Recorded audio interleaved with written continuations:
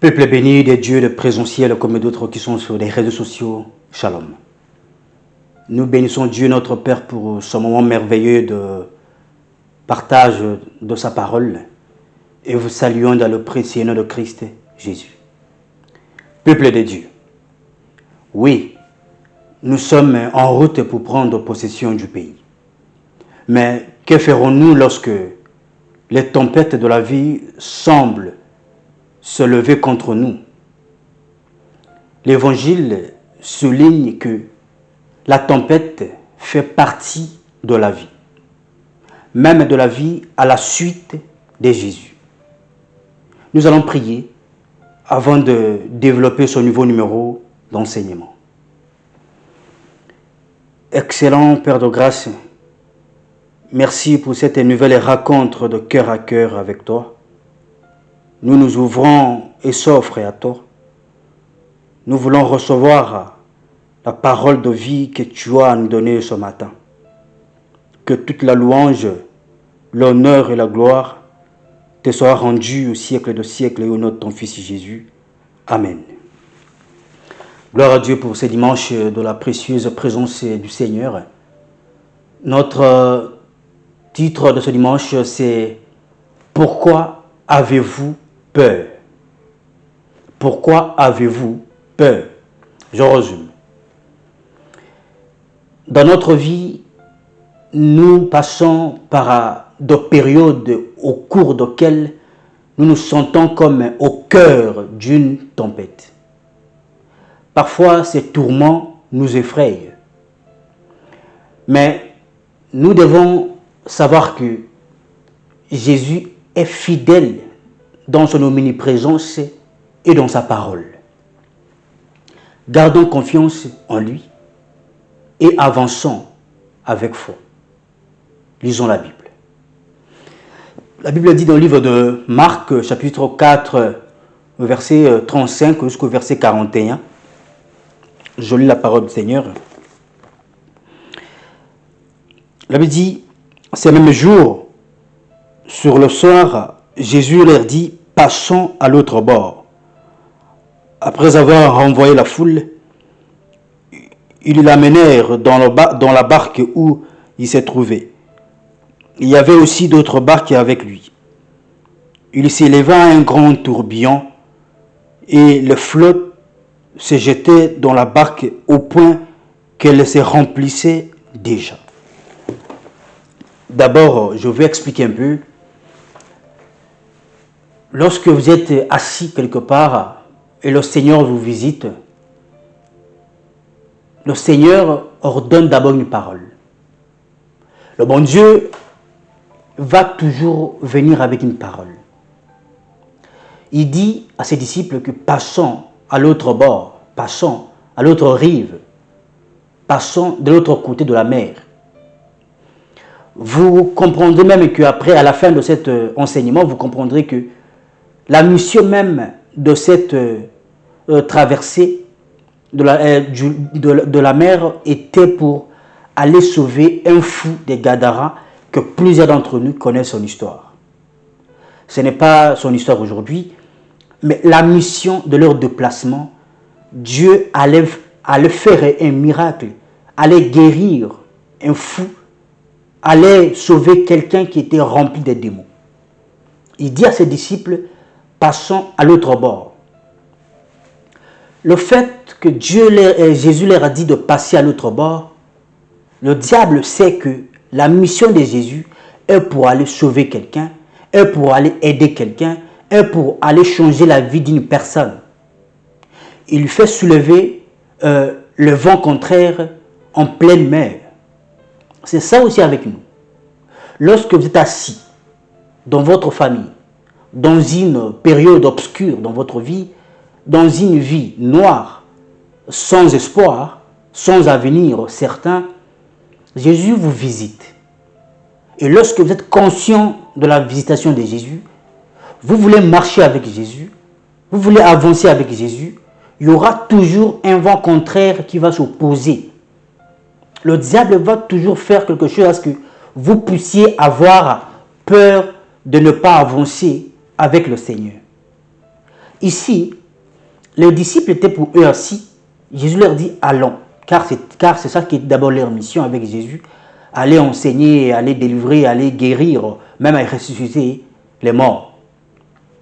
Mais ici, il dit que allons, passons à l'autre bord. Passer à l'autre bord est laisser l'ancienne vie et c'est d'entrer dans une nouvelle vie. Laisser des coutumes, laisser de règles qui n'honorent pas Dieu, une vie de désordre, une vie de ténèbres, pour passer à l'autre côté, à l'autre bord. Mais sur ce chemin, surtout nous qui prenons possession du pays, j'ai dit bien que nous sommes en route pour prendre possession du pays. Alors le diable va se lever maintenant pour faire croire que nous n'avons pas droit à traverser la mer. Nous n'avons pas droit à aller là où Jésus nous invite d'aller avec lui. Nous n'avons pas droit de faire des exploits comme Jésus nous dit de faire des exploits avec lui. Donc nous devons savoir, au travers de cette histoire, de ces paraboles, en quel point les disciples ont vaincu un miracle. Ils ont expérimenté la puissance de Dieu. Pourquoi? Parce que Jésus était avec eux. Pourquoi? Parce que c'est Jésus qui avait dit « Allons à l'autre bord, allons à l'autre rive. » Amen. Et il partait. Directement, il se lève un tourbillon. Il se lève un vent contraire en pleine mer. Ça peut arriver que dans votre vie, lorsque vous commencez avec Jésus, lorsque vous commencez à marcher avec le Seigneur, tout peut être bien au début. Mais en quelques mois, en quelques semaines, en quelques années, tout devient apparemment, selon nous les humains, compliqué. À la place même de vouloir crier au secours. La vie chrétienne, beaucoup peut-être pensent que c'est seulement la simplicité lorsque Jésus vous appelle ou lorsque vous recevez une visitation du Seigneur. Beaucoup pensent peut-être que c'est la facilité toujours. Oui, il y aura la facilité. Mais Jésus veut écrire d'abord une histoire avec vous. Jésus va permettre que les épreuves puissent arriver pour vous fortifier. Pas que vous allez couler ou pas que vous allez mourir dans ces épreuves parce qu'il est avec vous. Vous l'avez reçu et vous suivez sa voie. Vous suivez ce qu'il vous dit de faire. Ce n'est plus vous-même qui faites les choses, mais vous faites les choses en fonction de son appel, en fonction de sa direction qui vous indique, qui vous dit de faire ou d'aller. Amen. La Bible nous dit, pourquoi avez-vous peur? Parce que les tourbillons s'élèvent contre vous. Parce que sur votre famille, il y a des incompréhensions depuis que vous avez commencé à chercher Dieu ou à servir Dieu. Parce que dans votre foyer, il y a des incompréhensions parce que votre mari ou votre époux ne veut pas que vous puissiez servir Dieu. Parce qu'il y a des incompréhensions sur votre chemin, sur votre travail. Parce que votre patron ne veut pas que vous puissiez servir Dieu ou bien suivre les principes de Dieu. Il y aura toujours des vents contraires qui vont s'élever. Mais nous, Dieu nous envoie cette parole ou cet enseignement ce dimanche pour nous dire pourquoi avez-vous peur. On ne peut pas avoir peur. Pourquoi? Parce que on ne s'est pas levé pour traverser à l'autre bord nous-mêmes. Ce n'est pas de notre volonté ou notre gré. Mais Jésus qui nous a dit passons. S'il nous a dit de passer à l'autre bord, c'est parce qu'il a prévu quelque chose là-bas à l'autre bord. C'est parce que notre mission nous attend là-bas. S'il nous a dit d'aller faire ceci ou cela, nous, on n'a pas besoin de voir toutes les formes de diversité qui peuvent être devant nous, mais nous devons mettre notre foi, garder notre confiance en lui, sur sa parole qu'il a dit. Qu'est-ce qu'il a prononcé? Pierre avait fait confiance à la parole de Jésus. Il avait vu un miracle de poisson. Vous aussi, ne faites pas une erreur de faire quoi que ce soit sans la parole de Jésus. Servir Dieu, suivre la vie chrétienne, vivre une vie spirituelle sans la parole de Jésus, vous allez vous retrouvez à la merde et à la merci du diable, car Jésus ne sera pas avec vous. Qui vous a dit de faire ça? Mais ici, Jésus qui a dit, allons, passons à l'autre bord. Vous aussi, vous étiez pour vous assis, tranquille dans le péché, à l'aise dans le péché. Mais Jésus est venu pour vous racheter, pour vous ramasser, pour vous conduire quelque part. Ce n'est pas de votre force, non. Mais c'est lui qui vous a dit d'aller passons à l'autre bord. Connaît pourquoi il est venu vous prendre. Connaît pourquoi il vous a appelé. Connaît pourquoi il a mis des dons, des talents, des potentiels en vous. C'est à vous d'être aligné à ce qu'il dit. Et ne pas avoir peur. La peur de quoi? La peur du vent contraire. La peur de quoi? La peur de toute forme d'adversité qui peut s'élever devant vous. Car il y aura toujours de la diversité lorsque Dieu vous choisit. Lorsque Dieu veut utiliser votre être, lorsque Dieu veut vous utiliser, je peux dire, le diable va toujours se lever. Et j'ai toujours dit même que lorsque Dieu vous choisit, c'est ça aussi que le diable s'oppose carrément à ce que vous ne pouvez pas faire ce que Dieu veut que vous puissiez faire à son nom. Alors, tourbillon s'est levé ici, en pleine mer. Mais ce qui est important est que ce n'est pas de leur force, ni de leur puissance, ni de leur volonté, ni de leurs efforts qui se sont dit de traverser.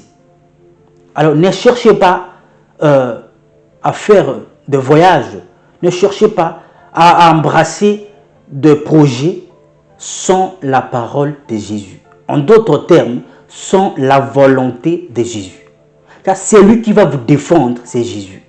Mais si lui ne vous a pas dit de partir, si lui ne vous a pas dit de traverser, il ne vous soutiendra pas. Parce que ce n'est pas de sa volonté. Parce que vous voulez vous-même prendre le devant de votre vie. Alors nous devons toujours, tout chrétien doit avoir une parole de Jésus et foncer sur une direction que Jésus lui montre. Amen. Car en route, il y aura toujours des tourbillons, il y aura toujours des vents contraires, il y aura toujours des épreuves. Mais qui vous allez réveiller? On va lire, on va arriver. Qui vous allez appeler lorsque tout ne marchera pas? Qui vous allez appeler au secours? Parce que ce n'est pas lui qui vous a envoyé. Alors, il est important de ne pas avoir peur, oui. Mais il est aussi mieux de savoir faire les choses selon la volonté du Seigneur. Oui, ne pas avoir peur, c'est bien, c'est un encouragement. C'est d'abord un rappel que Dieu nous demande aujourd'hui. Mais pour ne pas avoir peur, celui qui ne peut pas avoir peur est celui qui est conscient que je n'ai pas fait ça de moi-même. Je n'ai pas pris cette initiative de moi-même. J'ai été pour moi assis. Jésus m'a dit de faire. Voilà pourquoi je fais. Donc je ne crains rien car il est avec moi. Je l'ai reçu comme Sauveur et Seigneur. Il vit au-dedans de moi. Donc je n'ai peur de rien. Amen. Lisons la suite. La Bible dit, et lui, il dormait à la poupe sur le coussin. Ils le réveillèrent et lui dirent, Maître, ne t'inquiètes-tu pas de ce que nous périssons? Vous savez, c'est mieux même de rêver le Seigneur. Mais avant de rêver le Seigneur, il faut aussi vous dire que pourquoi vous êtes et qui est avec vous, le Seigneur Jésus. Pourquoi avez-vous peur? Pourquoi réveillez-vous le Seigneur qui dort? Beaucoup d'entre nous traversent des situations compliquées. Très, très, très compliquées. Mais oublie totalement comme ces disciples qui ont même complètement oublié que ils étaient même pas simplement nous aujourd'hui qui Jésus, on l'a accepté en esprit en vérité. Et on le sert en esprit en vérité. On croit par la foi que nous croyons qu'il vient à nous. Mais ici, les disciples étaient avec Jésus sur place. De un, ils ont d'abord sa parole. De passons allons à l'autre bord. De deux, il vit avec eux. Il est avec eux dans la même barque. Et ils disent que nous périssons. Et ils disent que, Seigneur, révèle-toi, nous voulons périr. C'est là même que Dieu nous demande, pourquoi avez-vous peur? Parce que vous avez Jésus. Tout chrétien doit savoir que lorsque j'ai Jésus dans ma vie, je ne peux jamais trembler devant quoi que ce soit. Au moins que Jésus n'est pas avec moi. Au moins que Jésus n'est pas dans ma maison. Au moins que Jésus n'est pas dans ma vie. Au moins que ma vie chrétienne n'est pas correcte avec le Seigneur. Mais si et seulement si je suis conscient, j'ai la foi, j'obéis à sa parole et il vit en moi, tout ce qui peut être devant moi, je ne panique pas. Je ne le réveille pas comme les disciples l'ont réveillé parce qu'il voit toutes choses. Pas seulement voir toutes choses, mais il contrôle toutes choses. Pas seulement il contrôle toutes choses, il maîtrise toutes choses. Il a fait des miracles dans le passé, j'ai vu.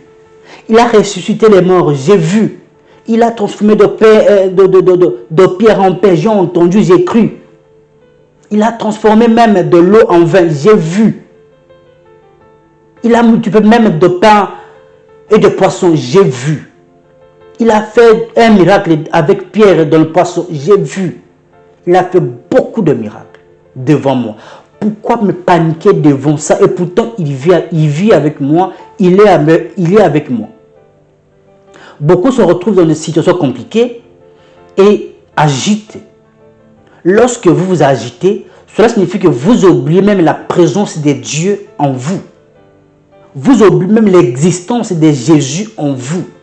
Car lorsque vous oubliez son existence, lorsque vous oubliez qu'il est avec vous, automatiquement, vous minimisez son autorité et son pouvoir d'agir partout où vous êtes. Mais lorsque vous reconnaissez que je ne crains rien, il est avec moi. Jésus est avec vous. Et vous paniquez comme vous paniquez là. C'est quelle vie chrétienne? C'est quelle spiritualité? Celui qui a Jésus se montre au moment des épreuves. Ce n'est pas lorsque tout va bien. Non. Ce n'est pas lorsque tout va bien. C'est lorsque tout ne va pas qu'il faut prouver réellement que Jésus est en moi. Je l'ai reçu comme sauveur et Seigneur. Je ne le réveille pas car il voit tout. Je ne le réveille pas parce qu'il connaît tout. C'est lui qui m'a dit de passer. C'est lui qui m'a dit de venir. Je n'ai peur de rien. Je ne crains rien du tout. Mais lorsque vous craignez, lorsque vous vous lamentez, lorsque vous vous posez des questions, lorsque vous êtes agité, c'est là que le diable va vous avoir. Car le diable se sert de notre déséquilibre pour nous terrasser. Il va toujours envoyer des vents contraires. Vous savez, le diable a des techniques. Lorsqu'il est loin de vous, il va vous faire croire qu'il est proche de vous.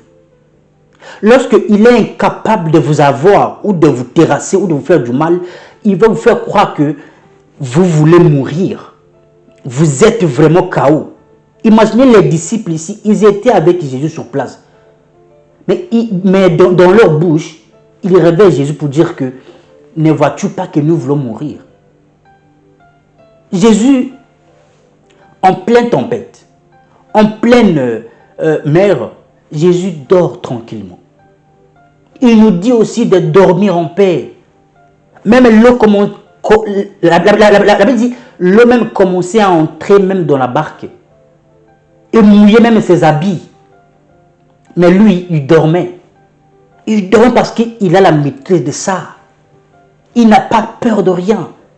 C'est lui qui contrôle tout. Il est avec vous. Vous l'avez reçu. Et c'est lui qui vous a appelé. C'est lui qui vous a dit de partir. C'est lui qui vous a dit d'aller, de faire ce que vous faites aujourd'hui. Si c'est lui qui vous a dit, n'ayez pas peur, frère. Il vous dit, pourquoi avez-vous peur? J'imagine Judas qui disait même que, je vous disais quoi? Si on suit seulement ces types, il va nous faire périr en pleine mer comme ça. Réveillons-lui. Jésus, réveille-toi, nous voulons mourir. Non. Dormez comme lui. Vous avez Dieu en vous.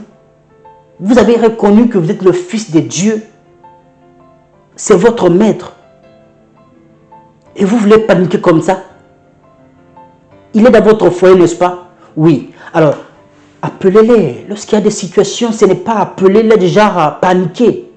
Faites ce qu'il vous demande. Soit il veut vous apprendre une leçon, soit il veut manifester sa puissance dans tout ce qui vous arrive. Il faut toujours retenir ça.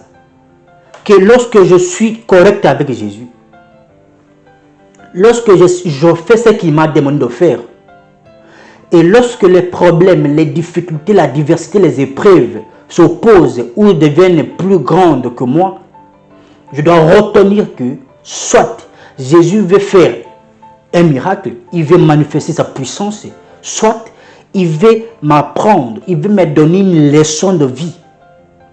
Il veut fortifier encore plus ma foi. Car il n'est pas là pour nous laisser à nous-mêmes. Nous devons être sages de cette fonction et commencer à marcher avec lui de cette manière. Il n'est pas un homme pour mentir. Ce n'est pas de vous-même que vous êtes engagé là où vous êtes aujourd'hui. C'est lui qui vous a dit d'aller et de vous engager. Donc, il est aussi avec vous. N'ayez pas peur. N'ayez pas peur. Car vous avez deux choses. Sa parole, au moins que vous n'avez pas sa parole. Deuxième chose, sa présence. Sa parole parce que c'est lui qui vous a dit et vous faites ce que vous faites. Sa présence est que il vit en vous. Vous l'avez reçu. Il a dit dans sa parole que je serai avec vous jusqu'à la fin du temps. Il est toujours avec nous en esprit. Tout ce qui nous arrive, il voit. Tout ce qui veut nous arriver, il voit. Toutes les épreuves sur notre chemin, il est au courant de ça. Rien ne lui échappe. Amen. Rien ne lui échappe. Alors ne le réveillez pas comme les disciples. Avancez avec foi. Gardez confiance en lui. Car il est juste et fidèle dans son omniprésence et dans sa parole. Lorsqu'il a parlé, il va accomplir. Dans son omniprésence, il a dit qu'il sera toujours avec nous. Il ne peut pas nous laisser, il ne peut pas nous abandonner. Alors ne le réveillez pas comme ont fait les disciples. Gardez foi et gardons confiance en lui jusqu'à ce que nous verrons l'accomplissement de tout ce qu'il nous a appelé de faire avec lui. Lisons la Bible. La Bible dit, s'étant réveillé, il menaça le vent et dit à la mer, silence, tais-toi. Et le vent cessa et il y eut un grand calme.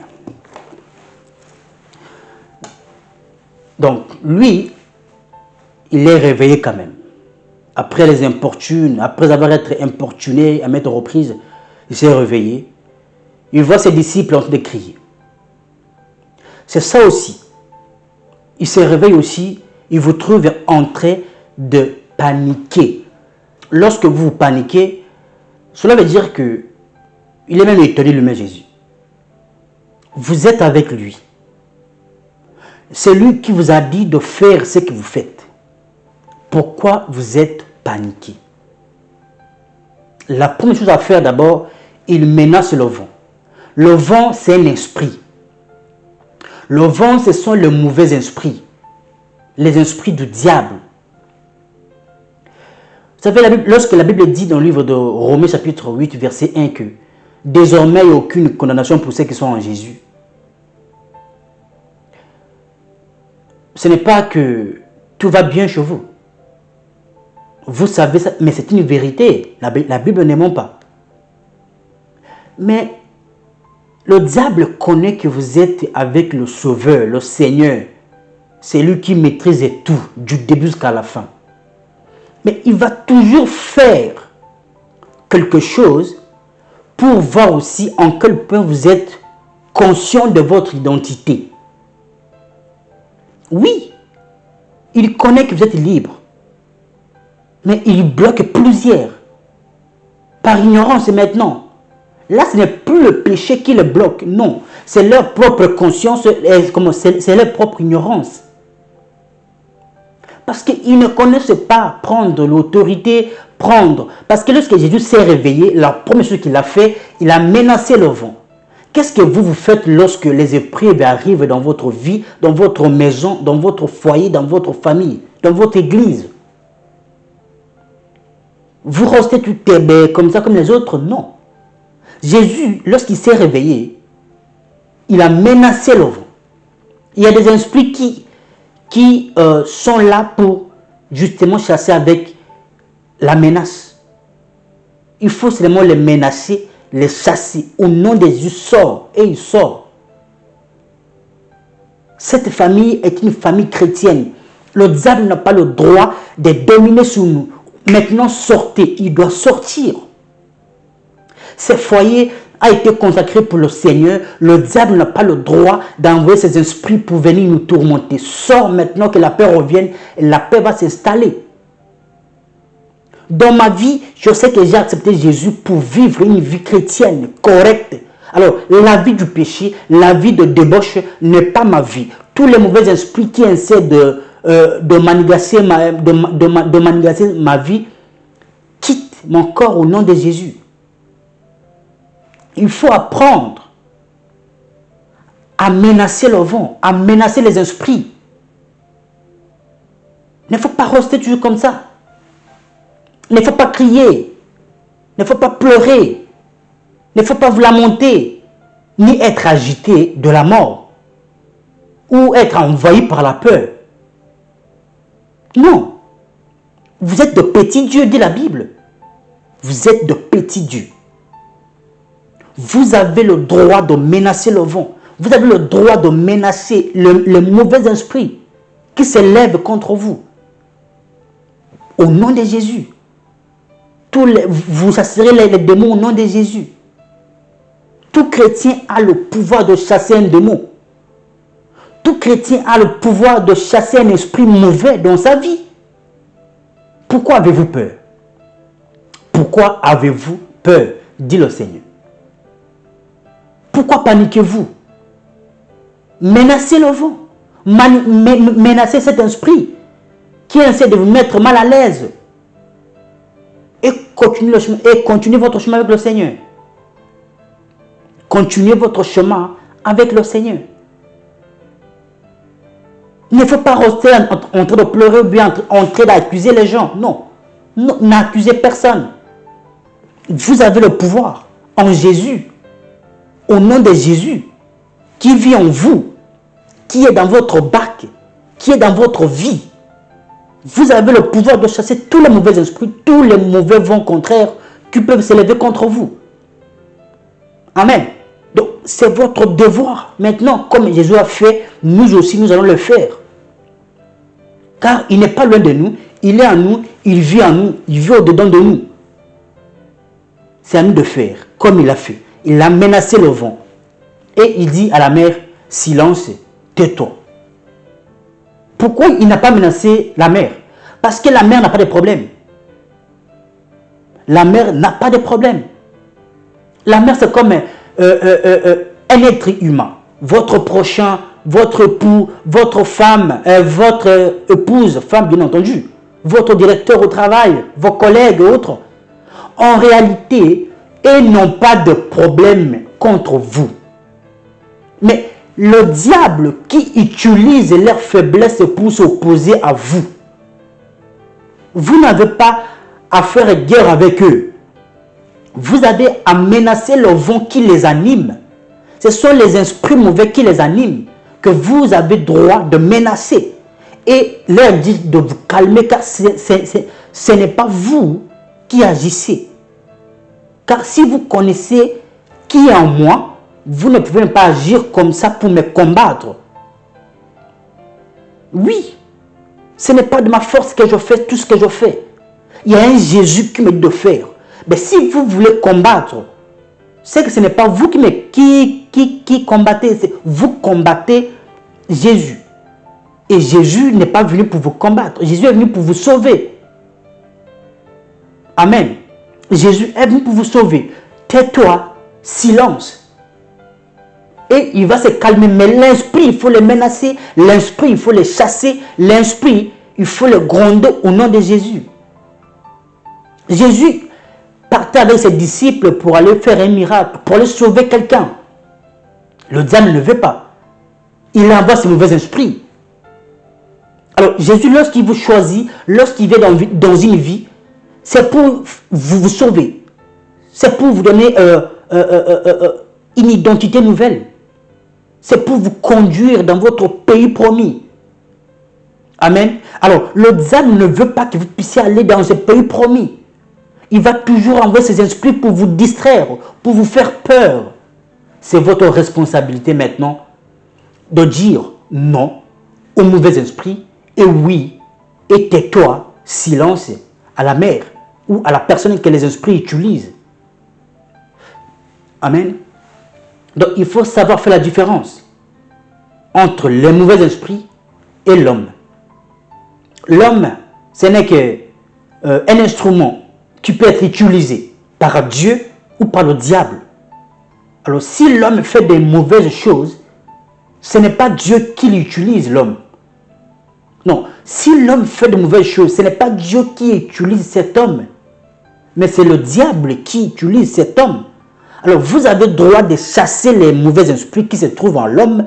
Vous avez la capacité et le pouvoir. Vous chasserez les démons à mon nom, dit Jésus.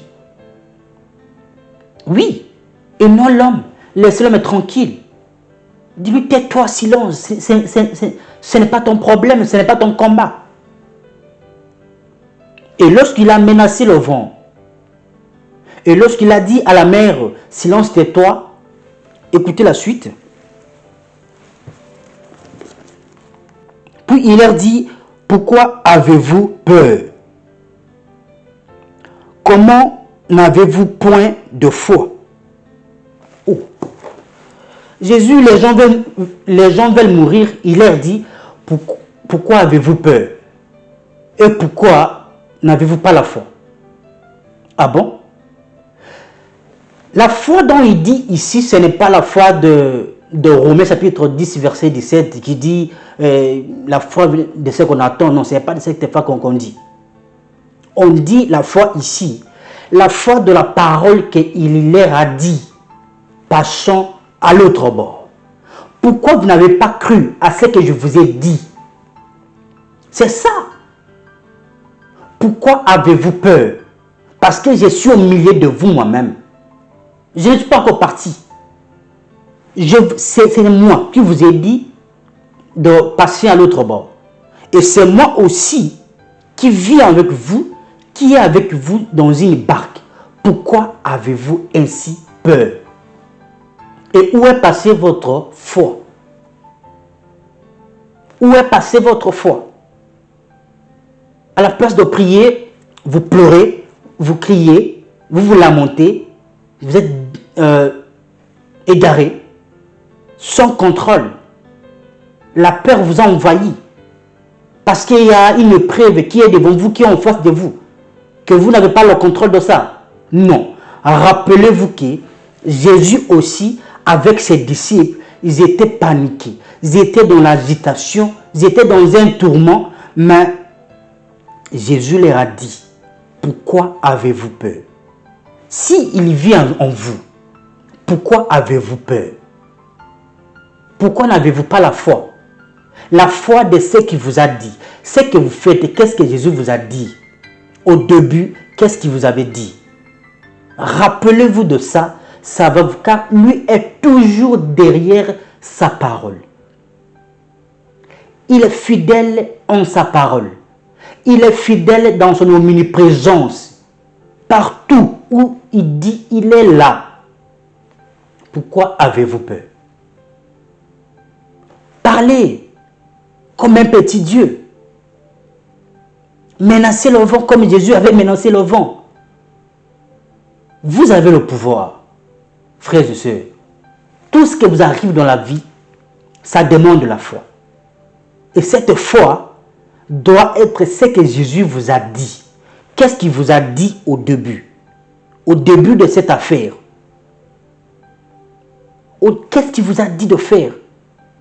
Lorsque vous vous rappelez de ce qu'il vous a dit, de ce qu'il vous a promis, de ce qu'il vous a parlé, vous n'allez pas trembler.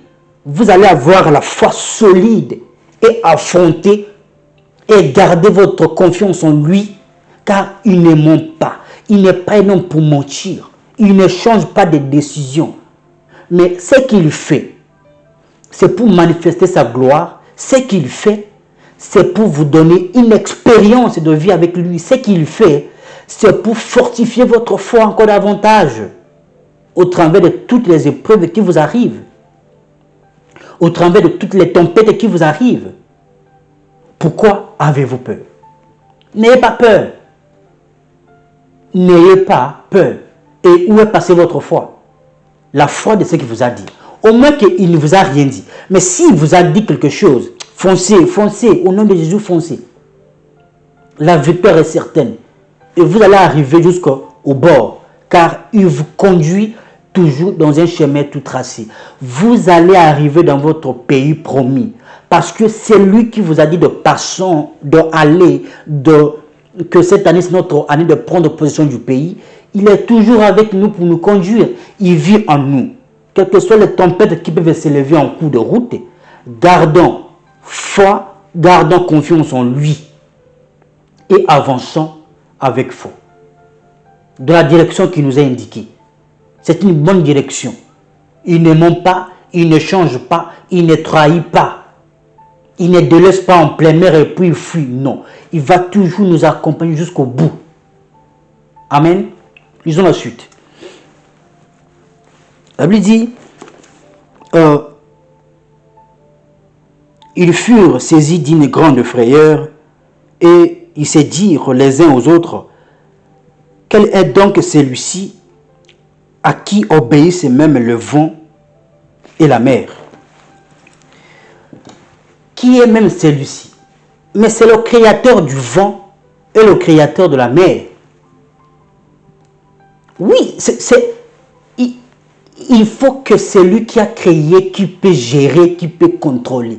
Lorsque vous n'avez pas créé, lorsque vous n'avez pas créé, vous ne pouvez pas calmer, vous ne pouvez pas, tout ne peut pas aussi avoir peur de vous. Mais vous vous posez des questions, et pourtant c'est lui qui est le créateur du vent et le créateur de la mer. Tout doit être soumis à sa parole. Alors si c'est sa parole qui a été sortie, vous devez mettre votre foi en sa parole. Car il va vous demander après, où est votre foi? Ou pourquoi avez-vous ainsi peur? Car ce qui vous arrive, c'est lui qui a créé ça. C'est lui qui a créé l'univers. C'est lui qui a créé le monde ici. Alors, il connaît toutes choses. Il maîtrise toutes choses. Il a le pouvoir sur toutes choses. Et aucune chose dans cette terre, dans ce monde, peut être puissant ou supérieur à Jésus. Lorsqu'il dit, l'accomplissement est plus que l'évidence. Faisons confiance à Jésus. Faisons confiance à ce qu'il dit. Dieu est toujours fidèle à sa parole. Dieu est toujours fidèle à ce qu'il dit pour accomplir, pour réaliser. Amen. Que personne ne vous trouble. Qu'aucune épreuve ne vous effraie. Qu'aucune situation de cette vie ne puisse pas vous mettre mal à l'aise ou perdre l'espoir. Foncez sur la parole de Jésus. Ayez foi en lui. Gardez votre espoir en lui. Il ne change pas. Il conduit toujours les gens jusqu'au bon port. Il va nous conduire jusqu'au bon port. Quel que soit tout ce qui peut se lever, les gens peuvent se lever, les gens peuvent être contre vous. Il ne faut pas vous décourager. Menacez le vent, menacez les esprits négatifs qui est derrière ces hommes, qui se trouvent derrière ces hommes. Mais aimez les hommes, mais parlez doucement aux hommes. Et ils sont que les innocents. Et ils font ça parce qu'ils ne connaissent pas. Jésus m'avait dit que pardonne-leur car ils ne savent pas ce qu'ils font. S'il a dit ça, c'est parce qu'il a vu que les gens si agissent innocemment, ils ne savent pas ce qu'ils font. Ce sont les esprits mauvais qui étaient habités en lui, en eux, pour trahir Jésus, pour agir négativement, pour frapper Jésus. Et après, ils ont eu même peur. Et ils ont été même humiliés. Mais pourquoi ils ont tué le Fils de Dieu? Vous voyez? Mais Dieu avait fait tout ça pour aussi manifester sa puissance et nous faire croire qu'il y aura toujours des vents contraires qui s'élèveront dans nos vies.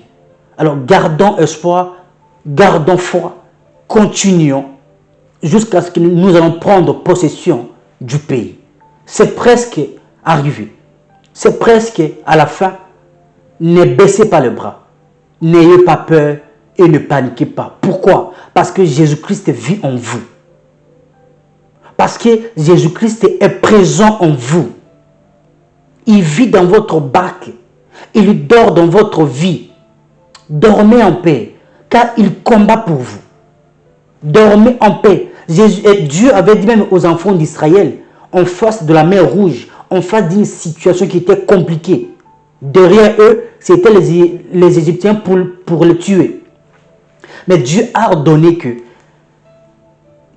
que personne ne se panique, car l'Éternel combattra pour vous. Gardez silence, l'Éternel combattra pour vous. Vous aussi, gardez silence et dormez comme Jésus dormait en pleine tempête, mais il avait sommeil. Que rien ne puisse pas enlever votre sommeil, que rien ne puisse pas voler votre joie de vivre, que rien ne puisse pas vous déstabiliser sur votre chemin. Jésus est avec vous, il sera avec vous jusqu'au bout. Que Dieu vous bénisse abondamment. On se retrouve le dimanche prochain pour la suite de notre numéro. Votre frère,